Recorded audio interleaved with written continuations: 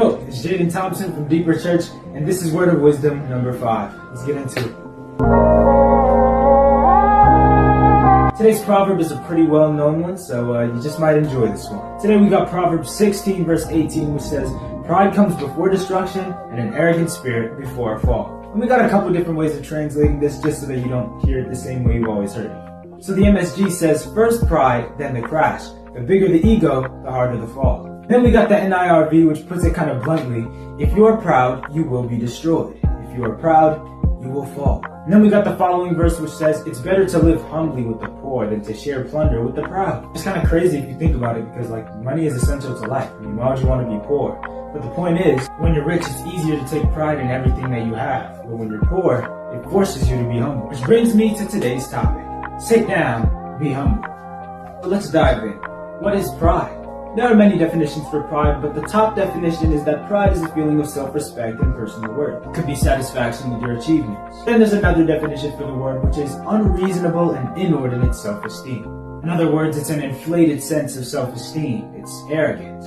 This type of pride, when taken to another level, is referred to as hubris or hubristic pride, where your confidence is just overbearing, it's excess, and it makes you feel like you can do anything even if you can't do it. And then when you're too confident about something and you can't do it, that's where we get the proverb. Too much pride can lead to embarrassment and humiliation. There are many other proverbs that deal with pride, like, "Pride brings a person low, but the lowly in spirit gain honor. Whoever conceals their sins does not prosper, but the one who confesses and renounces them finds mercy." That's why sharing problems or secrets might feel like a weight's been lifted off of you. Blessed is the one who always trembles before God, but the one who hardens their heart falls into trouble. That means if you could lay your pride aside for a second and recognize that you're not the biggest fish in the sea, nor is anyone else, how blessed are you? Think about the humility it takes to give your life up to someone you can't even see. Sometimes it takes humility to even believe God's word when He says it, because a lot of times it doesn't look the way we want it to, or it just cuts deep. Jesus Himself tells us, "Anyone who chooses to do the will of God will find out whether my teaching comes from God or whether I speak on my own.